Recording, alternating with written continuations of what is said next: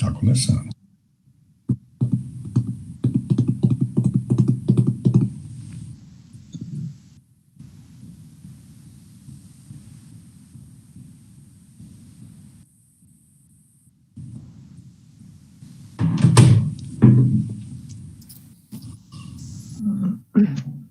Sempre bom deixar um copinho de água no lado. Sim.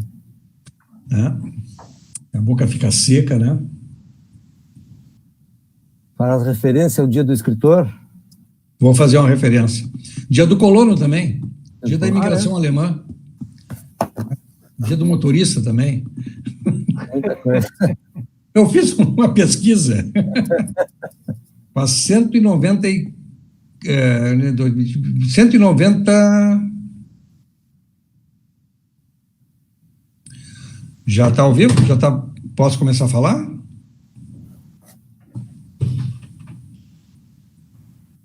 Tá. Ok. Bom, estamos ao vivo, boa tarde a todos. Vamos começar a quarta live do Museu da História da Medicina. Eu vou começar falando um pouco sobre o museu, tomar liberdade de tomar um pouquinho o tempo dos nossos palestrantes para falar sobre o museu. O Museu da História da Medicina tem a sua sede física, que nesse momento está sem funcionar por causa da pandemia, na Avenida Independência, número 270, no prédio antigo da Beneficência Portuguesa, ao lado da Igreja da Conceição. Faz mais de 12 anos que se encontra lá.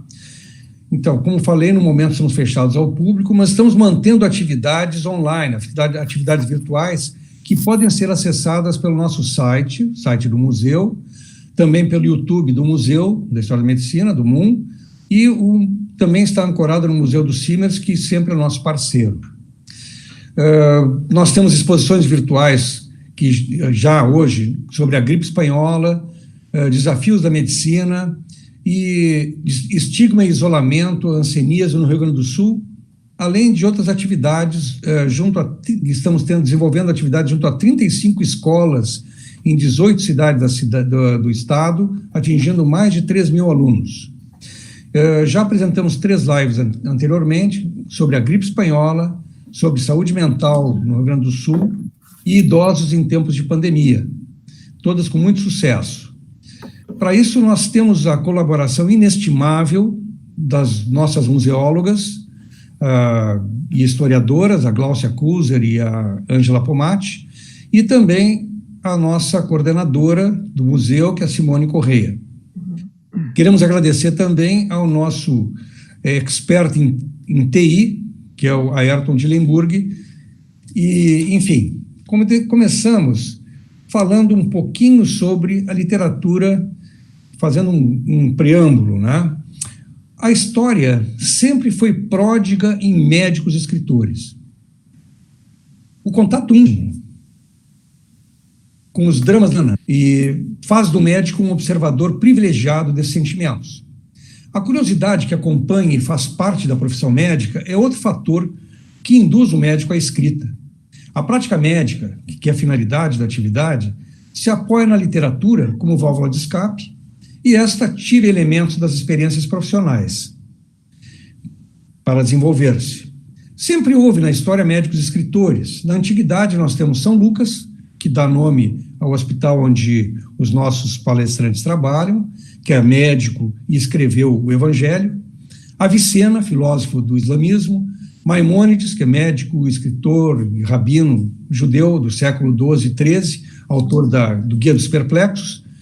Também nós temos Copérnico, Rabelais, e temos escritores, agora falando dos contemporâneos, como Tchekov, Olinto de Oliveira, que, por sinal, é fundador da Academia Rio Grandense de Letras, Afrânio Peixoto, Pedro Nava, o nosso Scliar, enfim, e outros. Essa troca de apoios entre medicina e literatura é o que a gente chama de polinização cruzada, que é referida no título desta live e que foi sugerida pelos nossos palestrantes. A data de hoje é importante e, por coincidência, hoje é Dia Nacional do Escritor. Não poderia ser melhor escolhida essa data para sediar esta live que aborda a relação que existe entre a medicina e a literatura. Então, teremos, neste momento, 2 médicos que se aprofundaram neste tema. O Dr. Luiz Gustavo Guilhermano, que é professor do Núcleo Específico de Formação em Neurociências da SMED PUC-RS, psiquiatra titular da Associação Brasileira de Psiquiatria e membro do PRIMEL. Também o Dr. Ivan Antonello, titular da Medicina Interna da SMED PUC-RS e coordenador médico do Projeto Integrado de Medicina e Letras da PUC Rio Grande do Sul, PRIMEL. Enfim, passamos a palavra aos 2 ilustres palestrantes. Fiquem à vontade, estamos prontos para ouvir esses ensinamentos que virão dessa palestra agora. Fique à vontade, doutor Luiz Gustavo, doutor Ivan Carlos, sejam bem-vindos. Muito obrigado pelo convite, Marcos, estamos muito honrados. E eu dizia que essa live podia ter um outro título, que seria Todo Mundo Tem um Pouco, que é de médico, poeta e louco. Então, eu agradeço muito a tua atenção e ser o diretor do Museu de História da Medicina e também membro da diretoria do CIMES. Tu és um amigo e também um autor dos mais deliciosos livros que eu já li, que aborda diversos casos reais da medicina gaúcha e narrados com cuidado ético, que tu tivesse a atenção de pedir licença e autorização das famílias para poder relatar os casos. Chama-se A Clínica do Bom Humor. Esse livro, eu acho que seria o melhor presente para um estudante de medicina recém-aprovado no vestibular. Seria já entrar na medicina de forma doce e bem-humorada. Também agradeço bastante essa companhia maravilhosa do professor Ivan Carlos Antonello, que tem sido um grande amigo dos últimos anos e um parceiro de muitas atividades acadêmicas. Eu vou começar pela antiguidade. Em 2019, a antiguidade do ano passado, eu e o professor Antonello, mais o professor Marcelo Garcia Toneto, que coordenamos juntos a Liga Acadêmica de Medicina Narrativa e História da Medicina, com as alunas Thalissa Bianchini e Caroline Grandini Costa, fomos convidados para participar da exposição da múmia Irete Neferete no salão principal da Biblioteca da PUC, a convite do pesquisador irmão Edson Hittner. Nós fizemos um pôster sobre a medicina do Egito Antigo. Nessa ocasião, eu me dei conta que todas as imagens de médicos e deuses da medicina egípcia eram mostradas lendo ou escrevendo, ou com um rolo de papiro na mão, como Imhotep, que foi o grande médico da antiguidade, que de fato existiu, e 400 anos depois da sua morte foi elevado à categoria de deus da medicina, tamanho a sua importância para aquele povo. E no Egito Antigo, o deus da medicina era Tote. O Tote é o deus que curou o olho de Horus que havia sido arrancado pelo Sete, seu irmão malvado. E Tote geralmente aparece escrevendo, com algo parecido com uma pena na mão. Ele é aquele deus do Egito que tem o corpo de homem e a cabeça de íbis, ou às vezes a cabeça de babuíno. Ele era o deus da medicina, da matemática, da arquitetura e da sabedoria. E na mitologia egípcia é atribuída a ele a invenção da escrita. Então, a medicina, a sabedoria e a escrita já vinham desde aquela época no inconsciente coletivo daquele povo. A relação da medicina com a literatura e a história já começa com um campeão, Homero, poeta grego do século XVIII a.C., que escreveu os clássicos, a Ilíada e a Odisseia, obras consideradas fundadoras da literatura ocidental. Como foi bem apresentado num capítulo dos nossos livros da Associação Gaúcha de História da Medicina pelo cirurgião cardíaco Paulo Prates. Na Ilíada, ele descreve 24 cantos, totalizando 15.693 versos. Homero se ocupou do último ano da Guerra de Troia, que foi uma guerra que durou 10 anos. Por muito tempo se achava que Troia não havia existido, que era só uma ficção de Homero.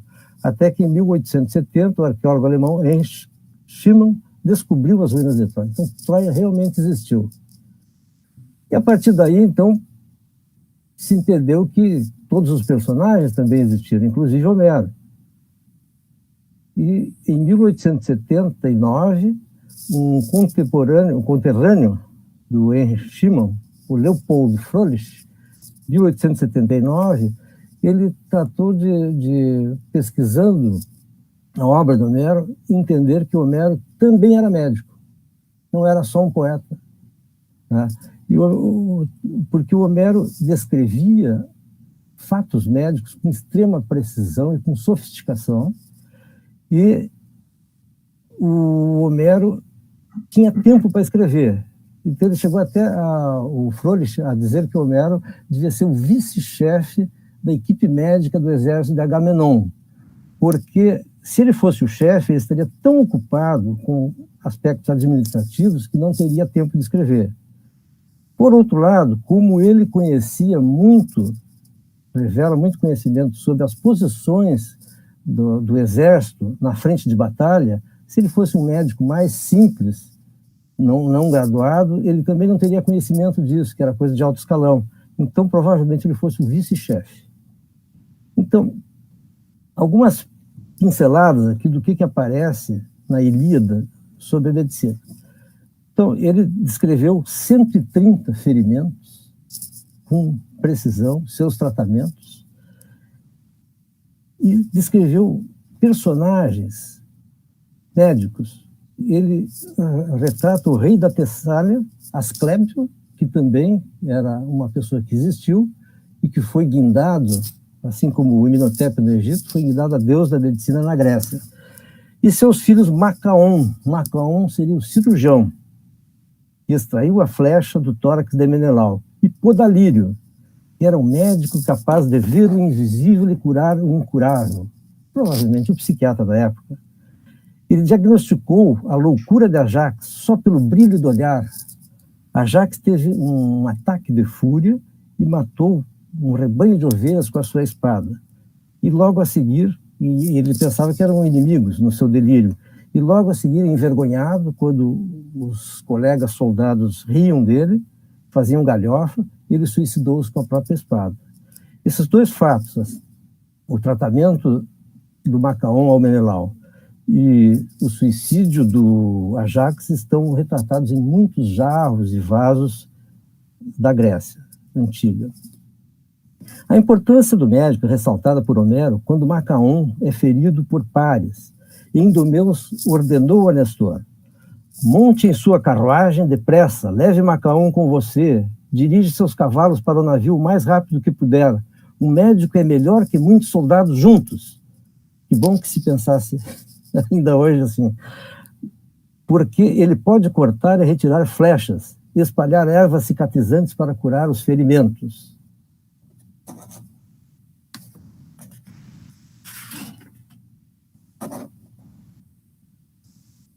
Então, assim, são rápidas pinceladas para mostrar para vocês que já nos textos mais importantes da literatura clássica, a medicina estava presente e provavelmente um médico era aquele maravilhoso escritor.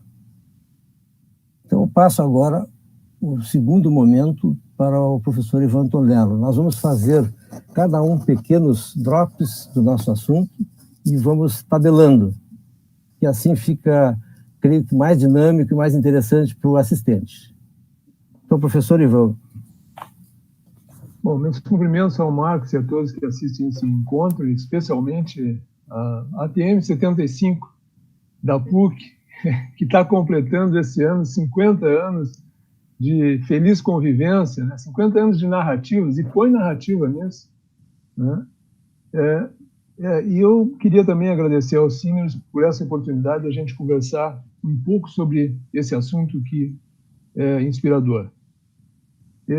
Para começar, eu queria comentar, né, que o Primel, né, a gente diz Primel ali, o que é o Primel? O Primel é um projeto integrado de medicina e letras que funciona na universidade, na PUC, e tem seu início no século passado ainda, com contação de histórias na pediatria, e que evoluiu, né, com a criação de uma biblioteca no 5º andar do hospital, na internação do Hospital de Pediatria, e finalmente na área de psiquiatria, onde a gente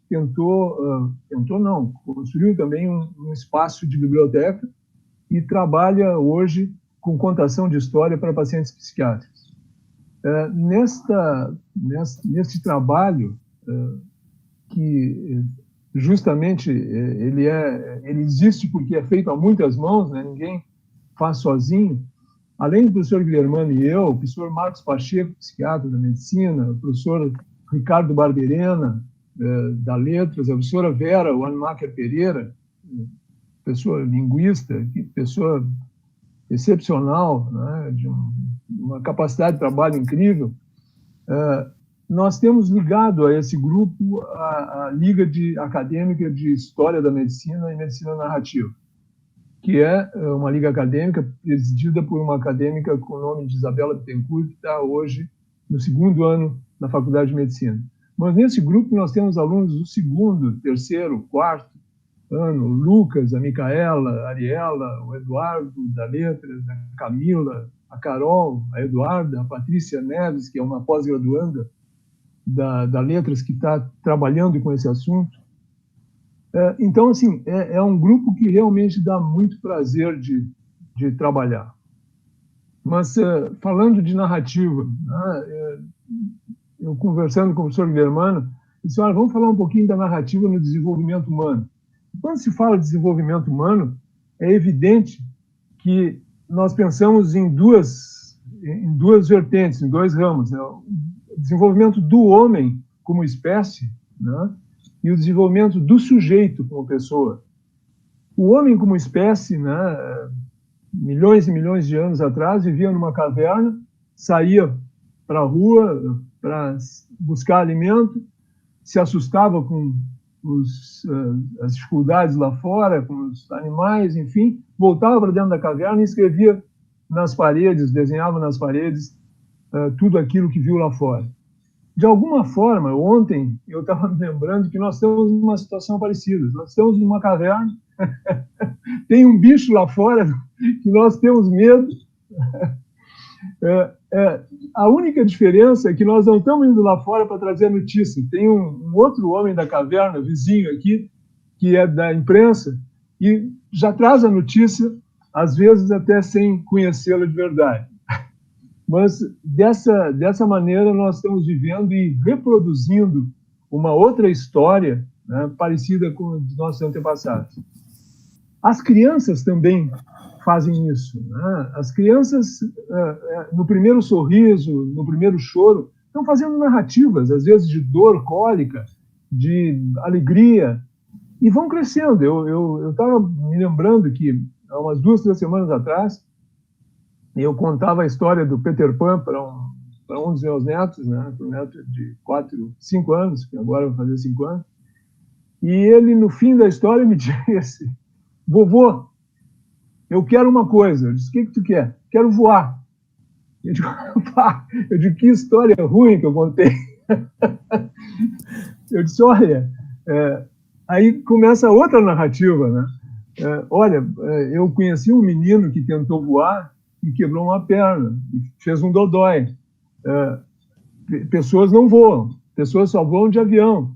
Então, eu crio uma outra narrativa para tentar educá-lo a não correr riscos. Né?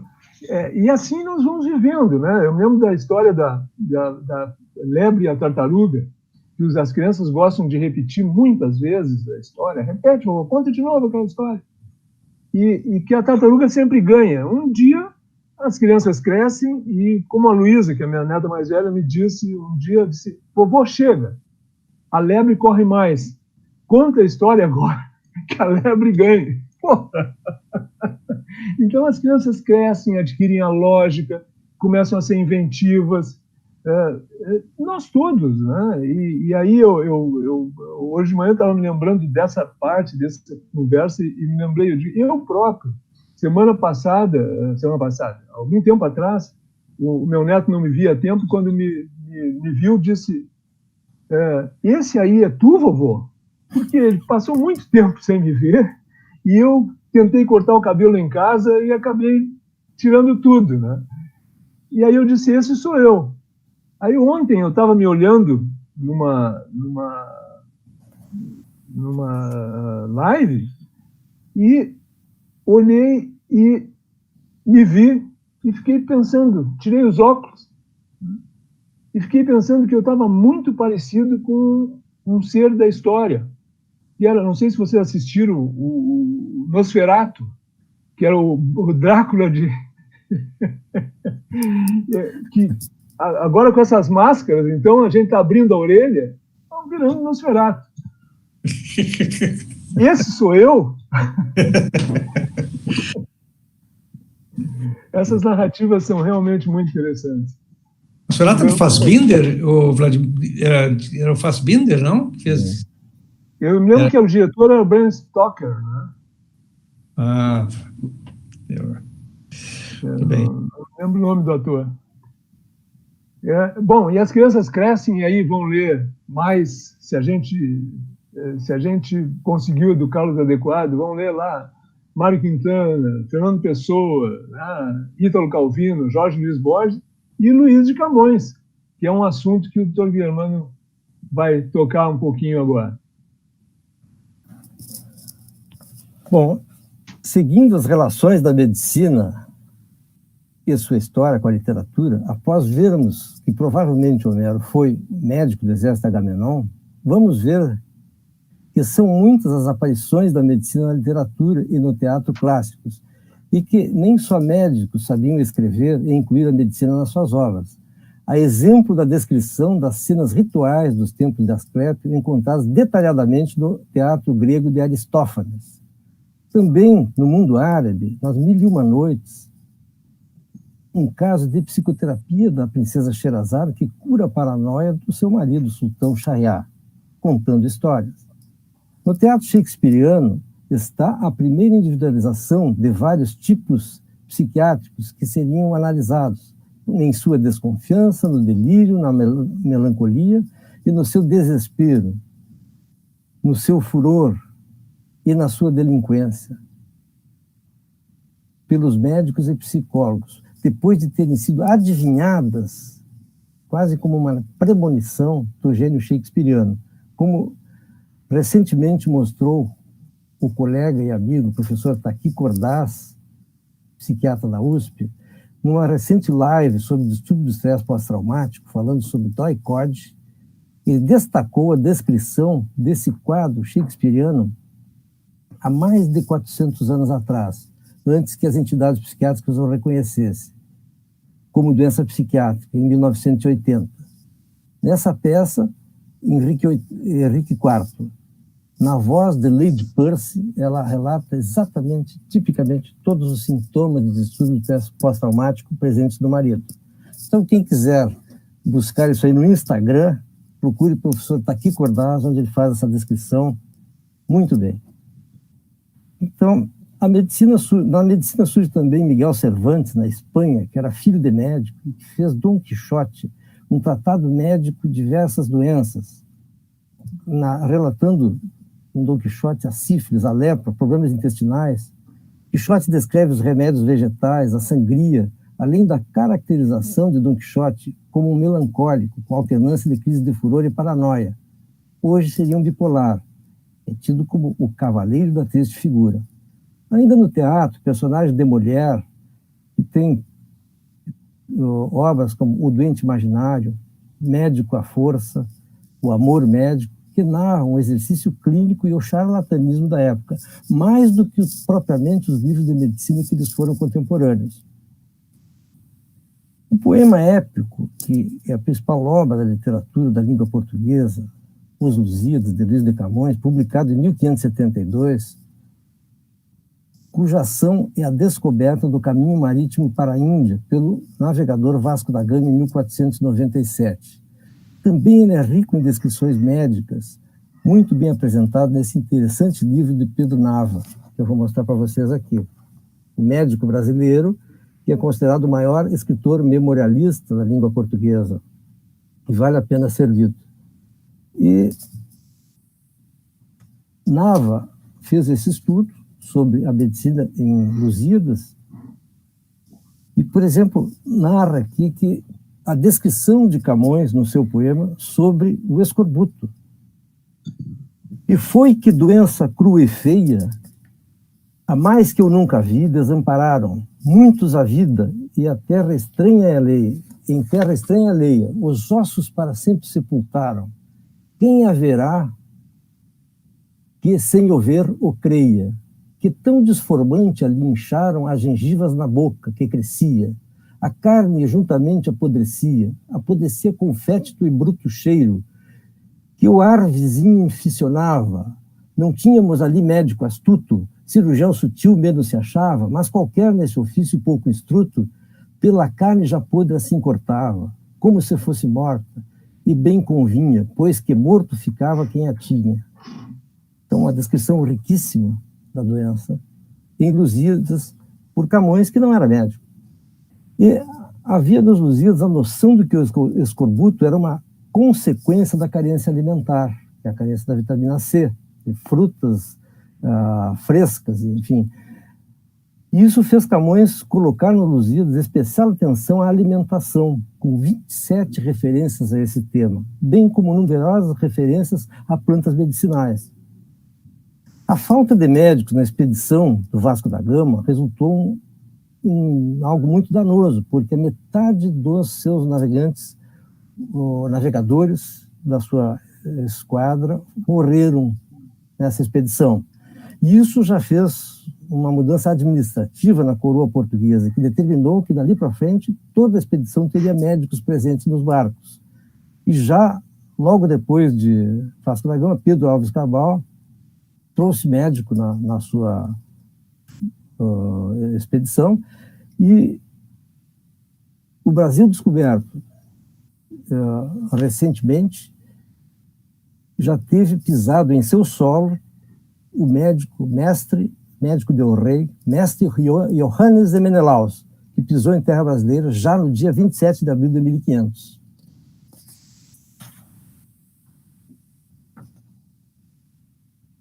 Passo agora, de novo, a palavra ao professor Ivan Antonello.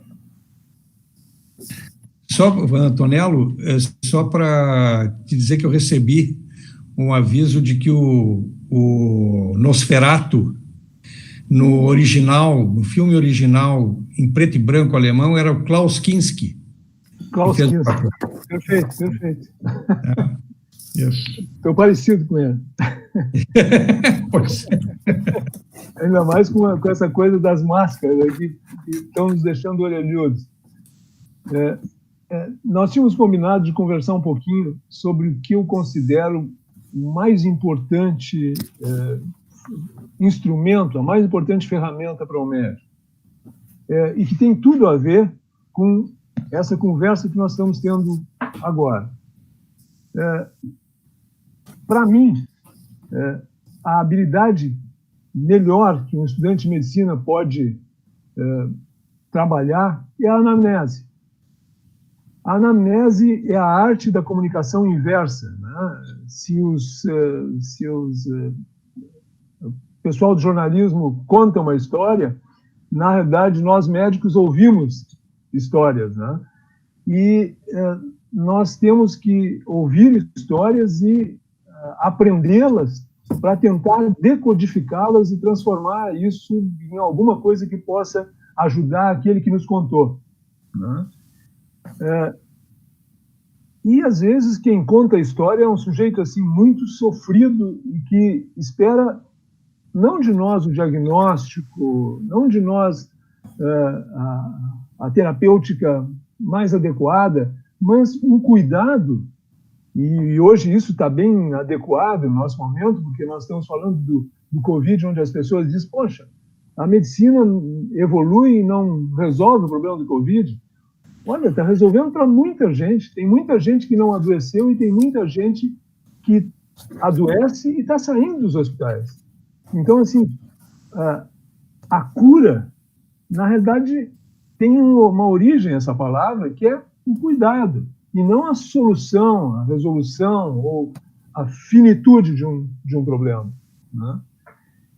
E por que eu estou falando isso? Eu estou falando isso porque assim, nós estamos caminhando por um momento em que a medicina está cada vez mais se transformando em uma medicina de precisão. Ou seja, assim, nós vamos trabalhar nos próximos 10 anos com grandes bancos de dados, com mapeamento do genoma completo, né, com marcadores biológicos seletivos, e vai ser muito simples fazer o diagnóstico. E uma máquina vai fazer o diagnóstico. E aí a medicina onde fica? A medicina fica onde sempre ficou, na obtenção do dado, na anamnese. Porque, assim, a anamnese só existe e só se faz através da confiança.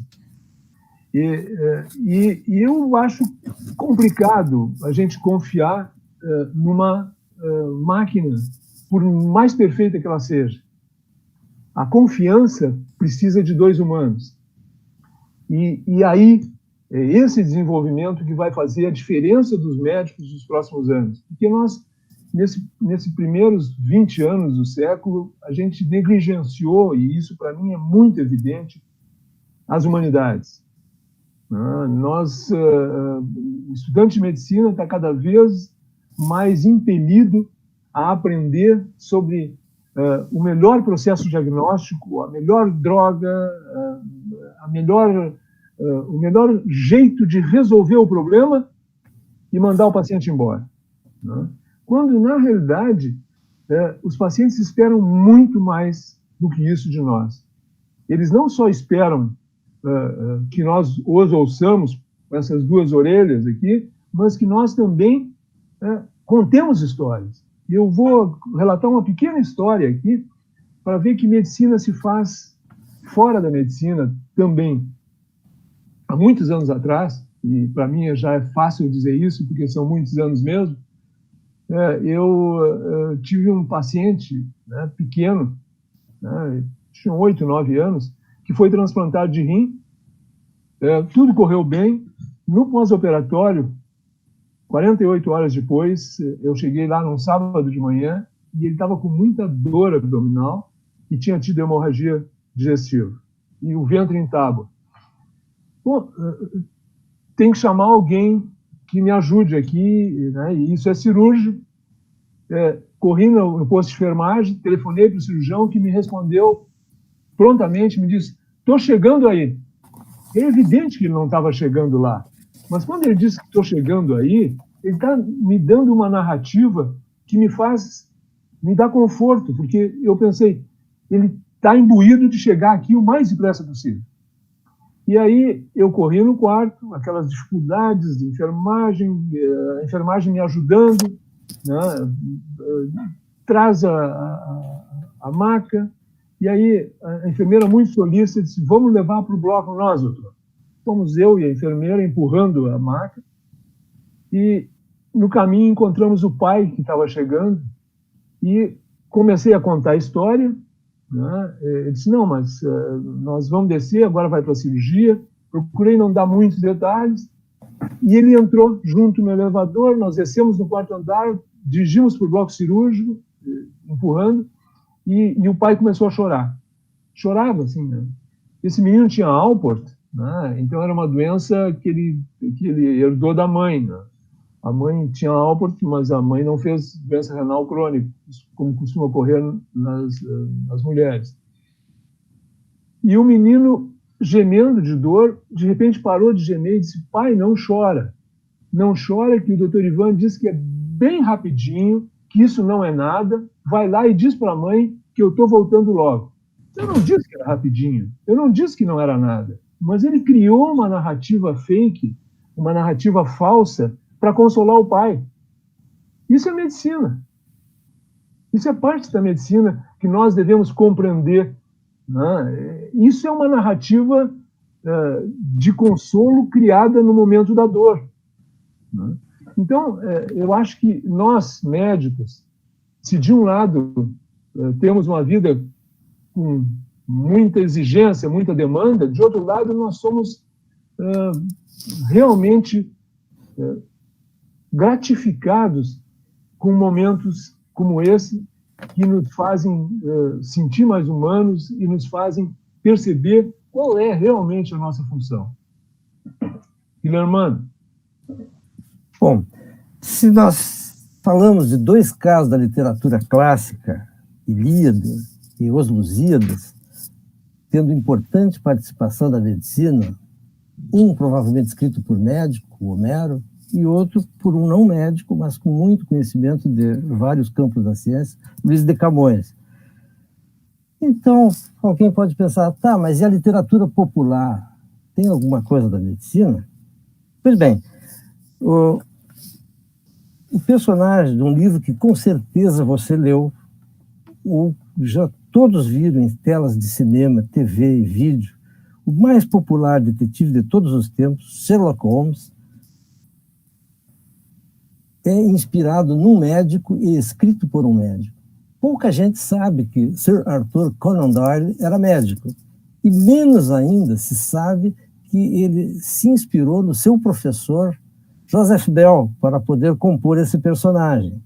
E a capacidade de Bell, que era cirurgião, de investigar, de fazer deduções lógicas, foi tão fascinante para Conan Doyle que ele se inspirou nesse professor para compor um personagem, um detetive. Tá? Inclusive, assim, a figura física, alta, o nariz grande e um jeito de caminhar imponente, tudo foi tirado do professor. A perspicácia de Bell em diagnosticar é bem documentada. Ele foi tão afamado que serviu como cirurgião pessoal da Rainha Vitória quando ela visitou a Inglaterra. A principal de suas habilidades está no poder de observação. Foi enquanto trabalhava na tutela de Bell como estagiário que Conan Doyle testemunhou vários feitos do professor. Uma das coisas que ele dizia assim, o estudante deve ser ensinado a observar. Um paciente acredita na proeza do doutor se ele vê você num relance diagnosticar, deduzir o que ele tem, o que acontece com ele ou quem ele é, sobre o seu passado. Daí, rapidamente, o paciente se entrega e confia. Então, o paciente tem que ver que o paciente que o médico é esperto. Aí ele pode confiar. Essa mensagem penetrou-se na mente de Conan Doyle. Mais tarde, ele escreveu para o próprio Bell, depois que já era famoso escritor. Em volta do centro de dedução, de inferência e de observação que eu vi você inculcar, eu tentei construir um personagem que conseguisse levar essas características tão longe quanto possível. Foi assim que eu construí o personagem Sherlock Holmes. Além de médico brilhante, Dr. Bell era fascinado pela natureza, em especial por flores, jardins e pela literatura. Exercia como poeta amador. O que mais impressionava os alunos do Dr. Bell era a sua incrível habilidade de observação. Ele analisava a forma como a pessoa se movia, conseguindo distinguir se o paciente se tratava de um marinheiro ou de um soldado, por exemplo. Caso fosse marinheiro, ele procurava suas tatuagens em uma tentativa de saber por que lugares do mundo ele havia passado. O médico também treinou o ouvido para identificar diferenças sutis dos sotaques dos indivíduos e observava suas mãos para determinar a profissão que exercia. Em sua espantosa capacidade dedutiva, Sherlock Holmes compartilha muitas das características físicas do Dr. Bell. O jeito enérgico de caminhar, o nariz, o queixo angulares, a testa alta e o brilho astuto dos olhos. Assim como o Dr. Bell fazia com seus alunos, Sherlock gostava de incentivar o Dr. Watson, seu companheiro e melhor amigo, a exercitar a mesma capacidade analítica e tirar suas próprias conclusões.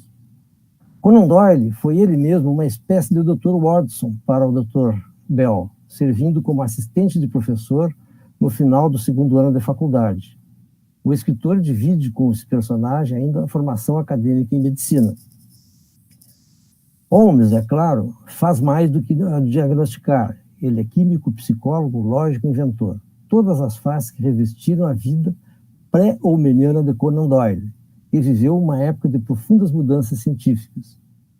Doyle trouxe para o seu personagem, além do professor de medicina, Joseph Bell, elementos da ciência de outros cientistas famosos do seu tempo, no final do século XIX. Aponta-se de que o Conan Doyle coloca no estudo em vermelho uma análise de um crime pela hemoglobina, sendo o Sherlock Holmes como o segundo maior químico da Europa. E ele destaca quem é realmente o primeiro. Então, uma artimanha bem legal do escritor. Bom, a ciência de Sherlock Holmes está escrita recentemente, em 2017, em setembro, na revista Nature, por Maria Konnikov. Quem quiser tem o acesso, é uma revista de alto padrão que documenta isso. Esse mesmo recurso, falávamos esses dias, é usado pelo amigo Márcio Maranhão, que é cirurgião e escritor, no seu personagem, Dr. Evandro, na série Sob Pressão, onde o Evandro é meio inventor, no improviso de certos equipamentos, meio MacGyver, que é outro detetive da série de TV. O Dr. Márcio disse que isso atrai muita simpatia para o personagem, que era o que já fazia o Conan Doyle com o seu cientista amador Sherlock Holmes. Então, toda a inteligência, astúcia, sempre atrai muita simpatia para o personagem. Houve um segundo médico que também ajudou o Conan Doyle a compor o personagem. Então, não é só o Joseph Bell, é o Dr. Henry Littlejohn, que era amigo do Bell e parceiro do Bell em investigação forense. Eles faziam muitas investigações criminais, inclusive. Ele era um cirurgião especialista em medicina forense, faz investigações policiais.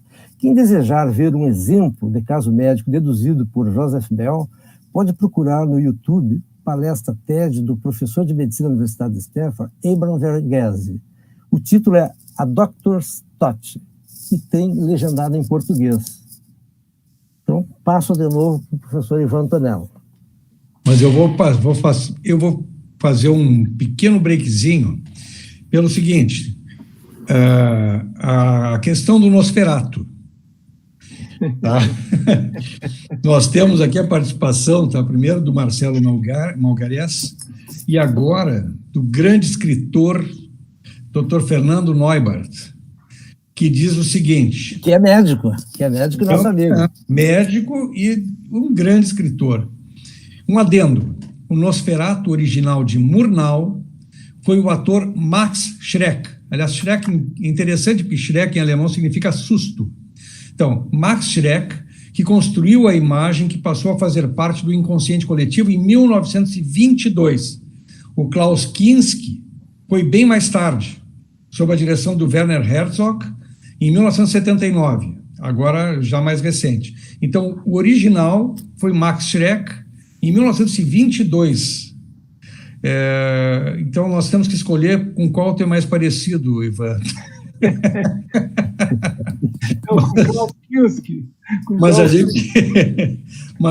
Olha, então, que bom que nós estamos com essa qualificada audiência aí, tá? Obrigado, viu, Fernando? Mas continue, Ivan. Tá bem.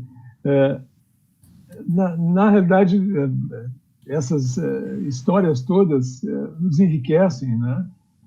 Eu acho que, de alguma forma, nos ajudam a levar uma vida melhor.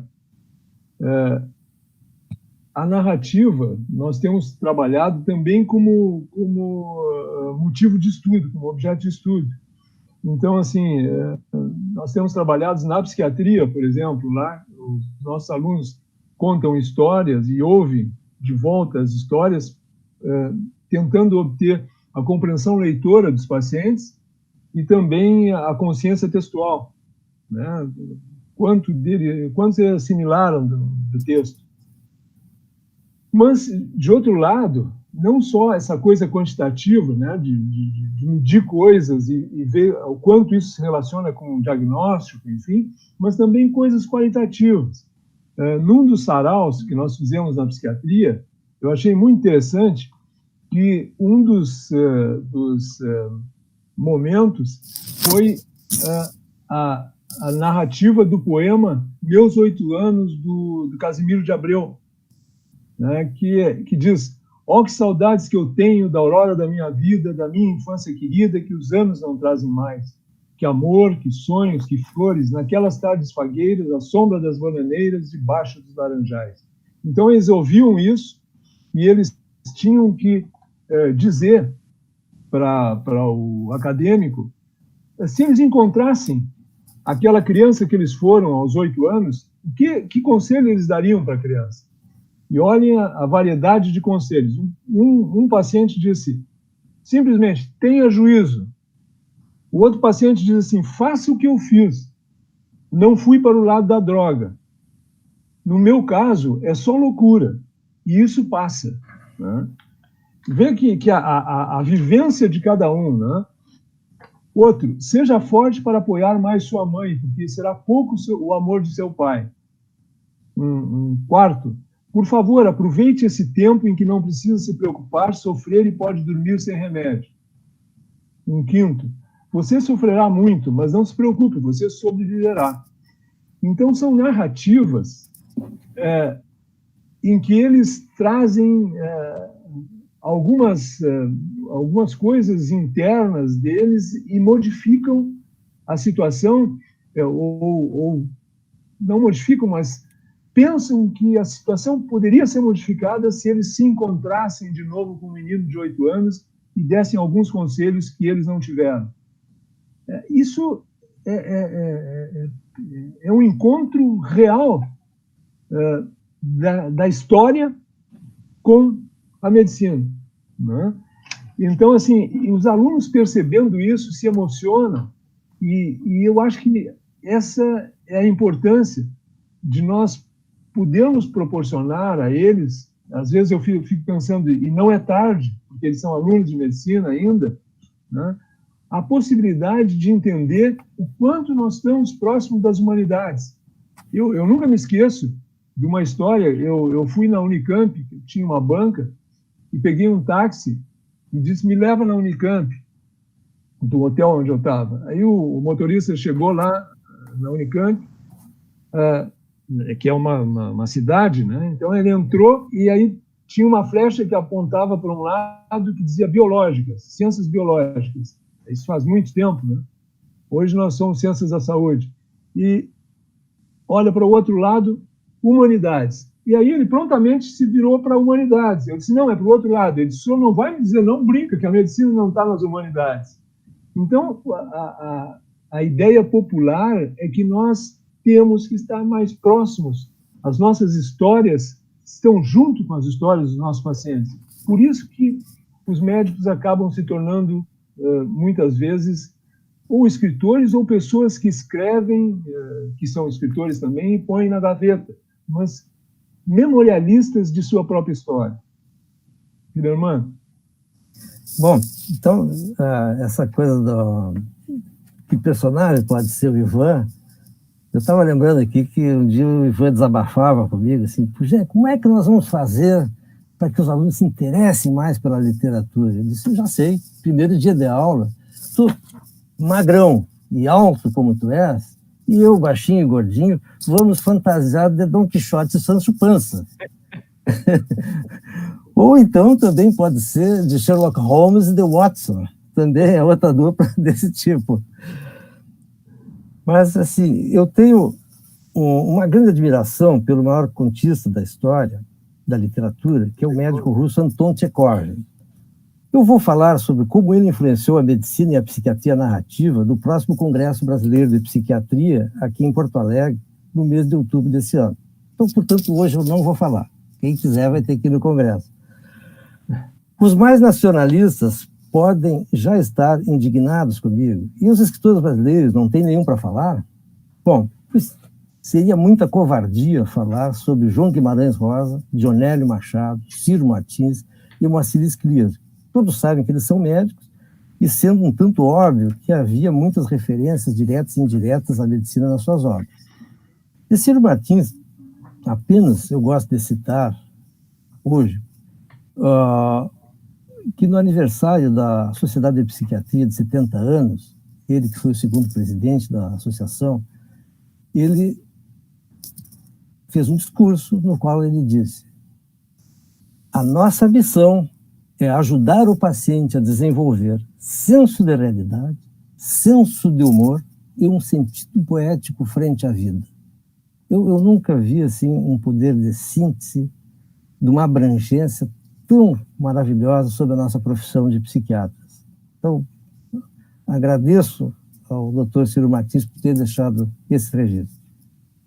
Mas eu vou falar de um brasileiro que não é médico e que teve muita psiquiatria na sua obra. Um brasileiro que era visto apenas, talvez, como um entediante leitura obrigatória de vestibular, que era o Machado de Assis. Mas ele tornou sucesso de vendas nos Estados Unidos agora a partir da morte racista de George Floyd, por um policial americano. O Bruxo do Cosme Velho. Surpreendentemente, na biblioteca pessoal de Machado de Assis não havia um só livro de medicina e psiquiatria. Provavelmente ele buscava o embasamento fora da sua casa, frequentador de bibliotecas que era. Então, esse livro aqui, que está esgotado, é possível de encontrar a Psiquiatria de Machado de Assis, do professor José Leme Lopes, que foi um brilhante psiquiatra, professor carioca, e foi o primeiro presidente da Associação Brasileira de Psiquiatria, que faz um estudo maravilhoso. Bom, a começar pelo livro O Alienista, Machado de Assis critica os excessos da psiquiatria, já com uma grande visão, no qual o principal personagem, o Dr. Simão Bacamarte, um psiquiatra alienista da época, né, acaba internando toda a comunidade, até a sua própria família, no hospício chamado Casa Verde, e fica só ele de fora como o único saudável. Bom, quem de nós não conhece colegas que usam sua expertise profissional para qualificar as pessoas que não são seus clientes com diagnósticos e pseudointerpretações? Basta alguém contrariá-lo. É um paranoico? É um baita de um psicopata? É um louco? É uma histérica? Bom, se vê muito frequentemente. E atire a primeira pedra aquele que nunca caiu na tentação de achar que ruim da cabeça são os outros. Porém, a vasta e interessante obra de Machado de Assis, que eu tenho muito estudado pelo professor Leme Lopes, muitos personagens, muitas obras, eu vou me ater na obra que mais desperta a curiosidade, Dom Casmurro. Foi fortemente inspirado em Otelo, de William Shakespeare, e em Madame Bovary, de Gustave Flaubert. Trata das intensas relações de casal e dos ciúmes. Seguidamente, alguém quer saber se Capitu traiu ou não traiu o marido, se era só delírio de ciúme do Bentinho ou ela traiu mesmo. Essa é a maior dúvida da literatura brasileira, que sabiamente o Bruxo do Cosme Velho soube deixar, e que serve de um teste projetivo, ou seja, talvez as pessoas coloquem esse final sobre aquilo que elas próprias fariam nessas circunstâncias. Então, o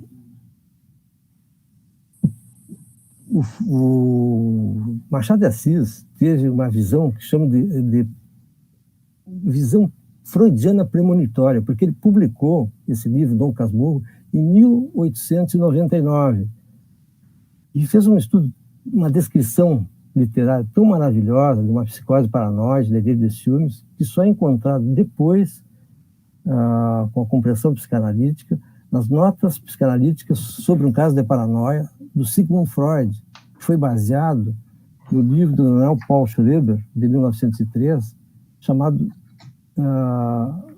Memórias de um caso de um doente dos nervos. Desculpe.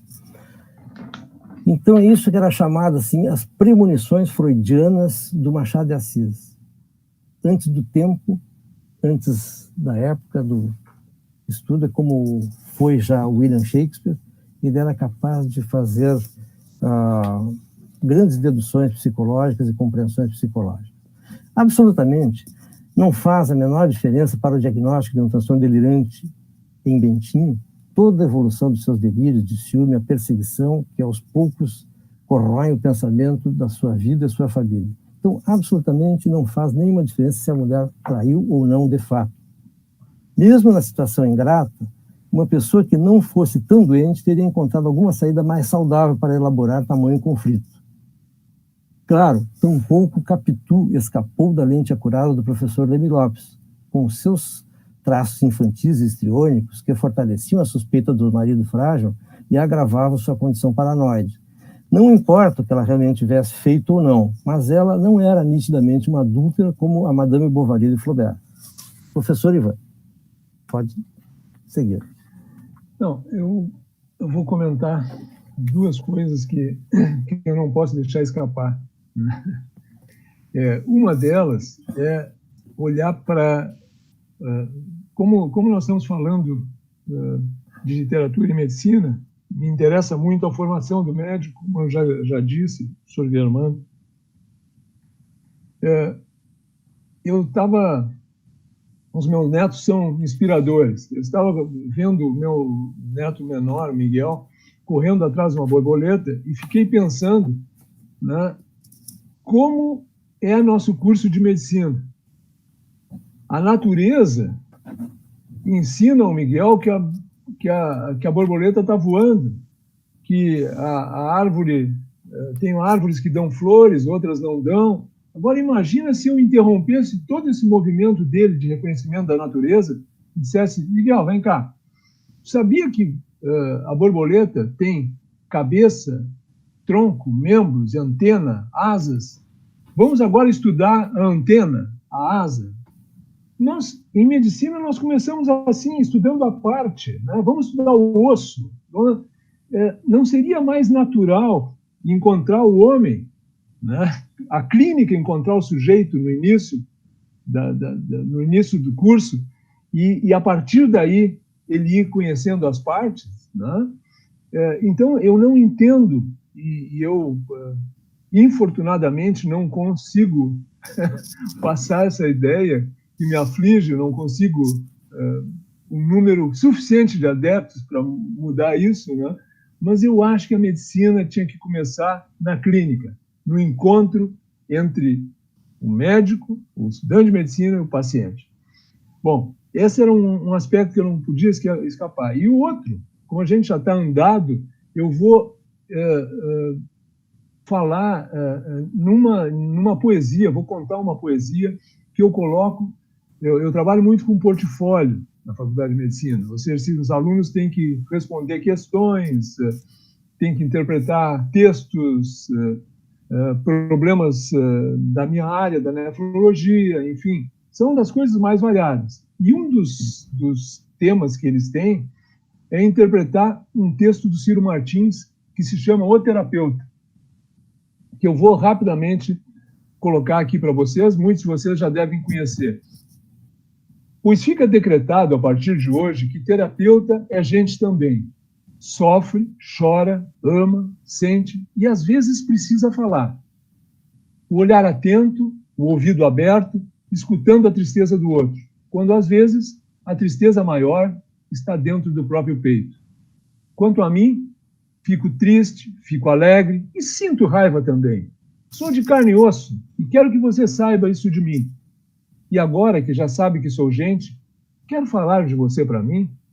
Eu acho que esse poema é inspirador porque põe o paciente em frente ao médico e mostra ao paciente que o médico está na mesma condição, está numa posição semelhante e que tem os mesmos anseios, as mesmas dificuldades, as mesmas dores e que está ali pronto para ouvir.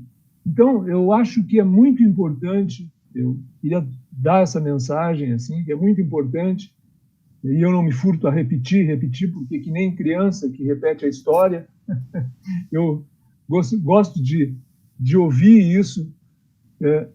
Eu acho que nós temos urgentemente que tornar os cursos de medicina mais voltados às humanidades.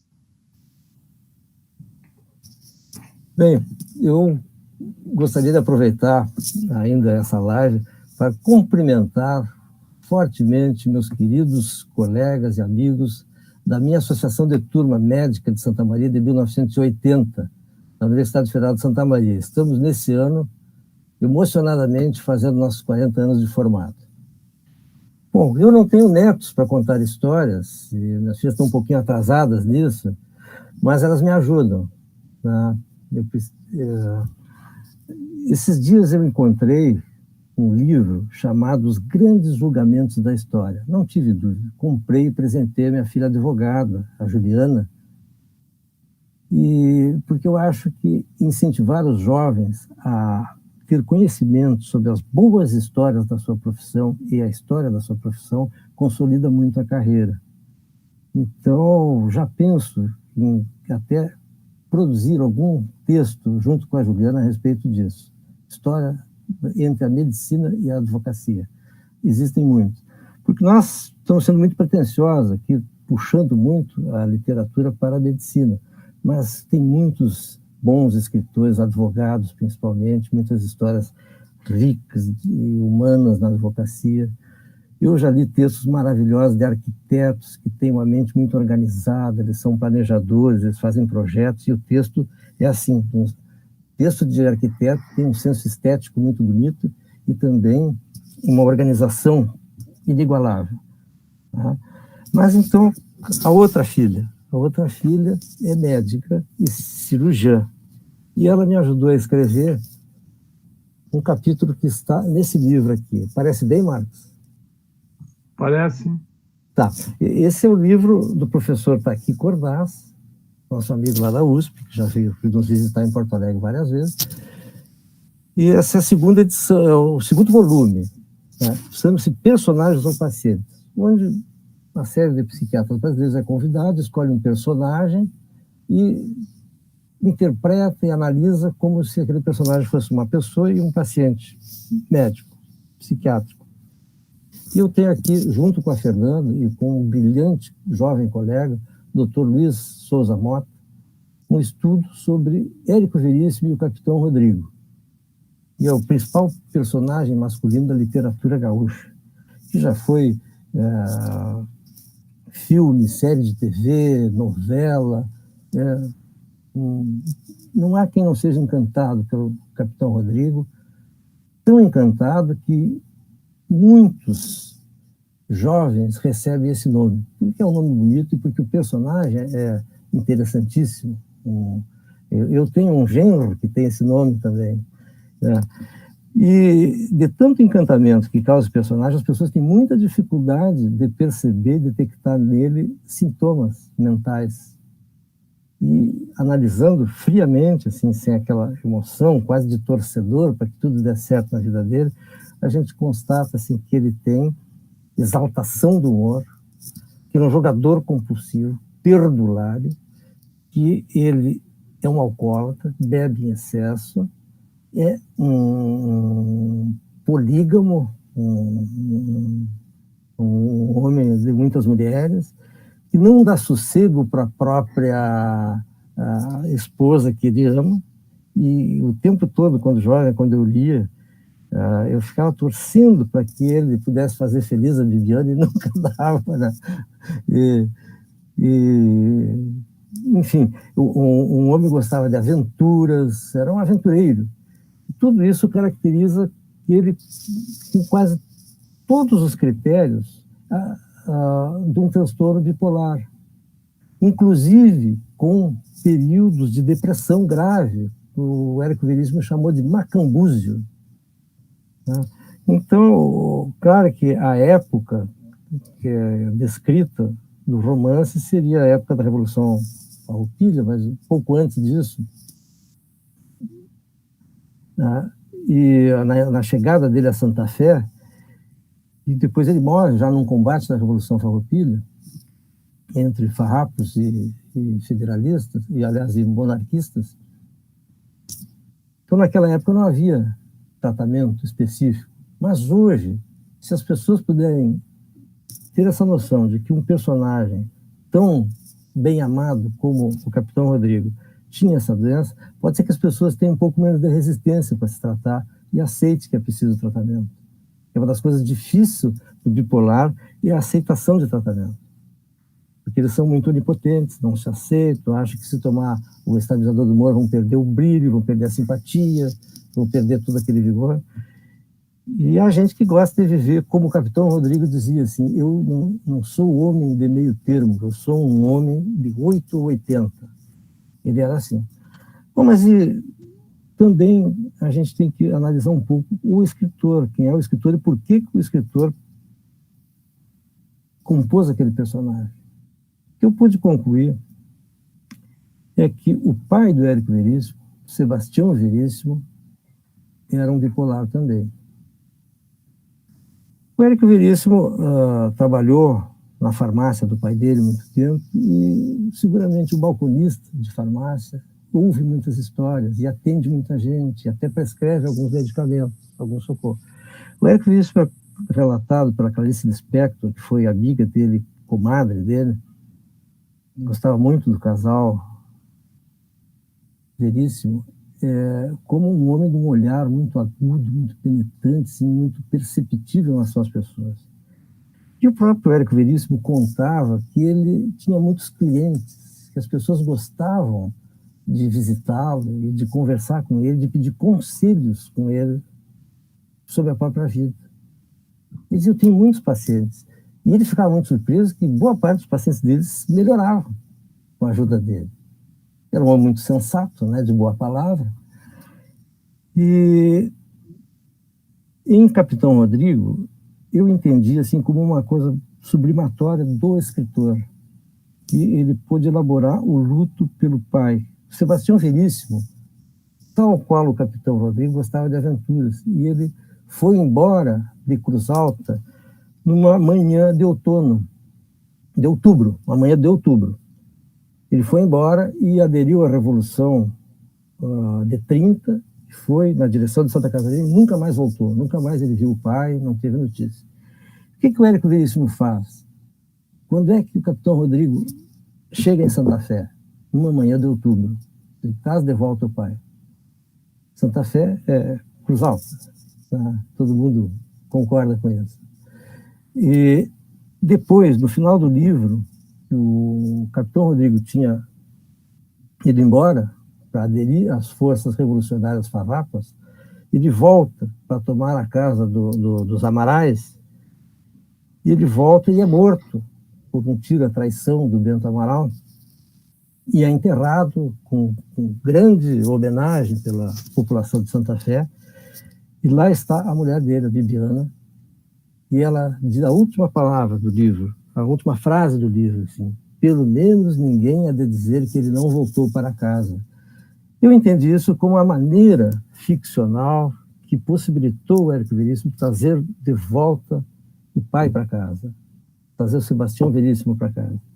Então, isso é também bonito do trabalho terapêutico do escritor, que é criar personagem, criar situações e até elaborar conflitos que até ali podiam não estar resolvidos. Então, muito obrigado. O professor Ivan vai fazer o nosso encerramento. Não, quem faz encerramento é o professor. Quem fez a abertura, claro. Quem fez a abertura. Não, eu só quero ressaltar mais uma vez assim, que eu estou muito satisfeito em ter participado com vocês nessa conversa muito agradável e sobre um assunto que realmente me faz muito feliz. E eu acho que, e isso é uma coisa minha, que quando a gente se sente feliz, a gente imagina que os outros também vão se sentir com isso, então tu tenta mostrar, ajudar, e às vezes tu até é chato nisso, né? Mas eu acho que realmente existe uma história muito próxima entre literatura e medicina. Bom, a felicidade é contagiosa, isso já dá uma aula. Bom, gente, eu acho que assim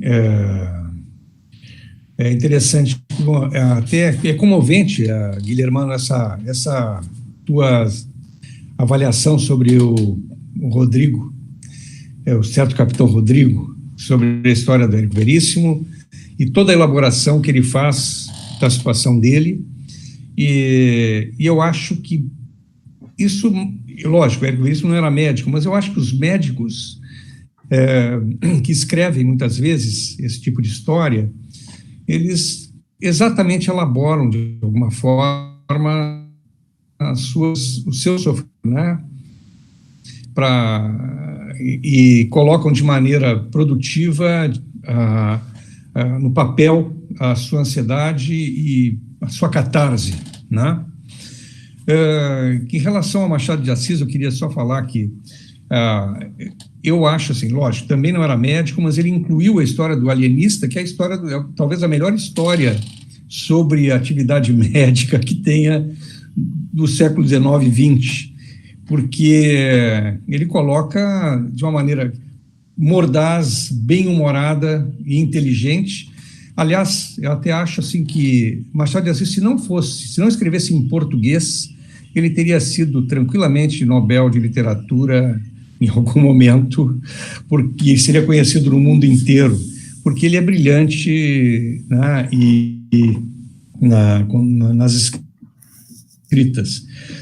Quanto ao Dom Casmurro, agora uma fofoca, e acho que a fofoca, segundo o Harari, faz parte da evolução do homem, né, contam que a história do Machado de Assis, a história do Dom Casmurro, seria uma relação dele com outro escritor da época muito famoso, que também teria uma situação semelhante, que também teria uma mulher com olhos de ressaca, uma mulher com olhos de cigana, oblíqua e dissimulada, e que também teria uma dúvida sobre a paternidade. Mas, né, isso fica na fofoca. Eu queria, enfim, agradecer muito, né, aos dois palestrantes de hoje, ao Guilhermano e ao Ivan Antonello. Acho que foi muito bom, muito leve esse tempo que nós passamos. E, enfim, queria convidá-los em outras oportunidades, e queria dizer a quem está nos assistindo que nós estamos programando outras atividades pelo museu, né, como um encontro para a terceira idade, projetos que estão em andamento sobre a exposição sobre a tuberculose, que vai sair a partir de setembro, outros sobre personalidades médicas. Aí entram vários desses que foram falados, Dionélio Machado, Ciro Martins, Scliar, né? Essa live vai ficar gravada no site do museu, tá? Que está em reforma, mas está sendo renovado, mas já vai ficar lá ancorado, assim como no YouTube do museu e também no YouTube do Simers, tá? Para assistir a qualquer momento. Convidamos também todos que nos assistem para assistir às nossas próximas lives. Espero que sejam tão interessantes quanto essa de hoje, acho que certamente serão. No dia 8 de agosto, nós vamos ter o Dr. Klaus Preger, que vai falar sobre doctors, são médicos pioneiros no Rio Grande do Sul de idioma alemão. Aliás, hoje é o dia dia da imigração alemã para o Rio Grande do Sul, né?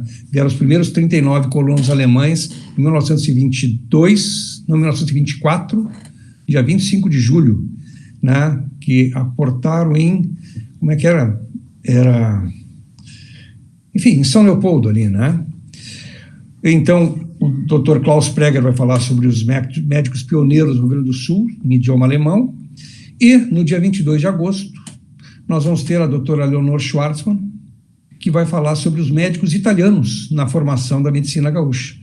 Convido o Guilhermano e o Antonello a assistirem e nos darem o prazer da presença, né? Contamos, então, com a audiência de todos. Eu agradeço novamente aos palestrantes. Eu não sei se eles querem ter alguma palavra final ainda, antes da gente concluir. Antonello? Eu queria, simplesmente agradecer esse convite, que foi muito agradável. Isso me faz um fim de semana mais feliz. Obrigado. Eu também estou muito feliz e agradeço a participação, a oportunidade e toda a atenção dos espectadores que estejam nos assistindo agora. Muito obrigado. Perfeito. Então, nós contamos com a audiência de todos. Muito obrigado aos palestrantes, de novo, a quem nos assistiu. Abraço a todos. Até, então, a próxima live, dia 8 de agosto, às 14 horas, é um sábado, com o Dr. Klaus Preger. E no dia 22 de agosto, com a doutora Leonor Schwartzmann. Até lá, muito obrigado. Não. Ok.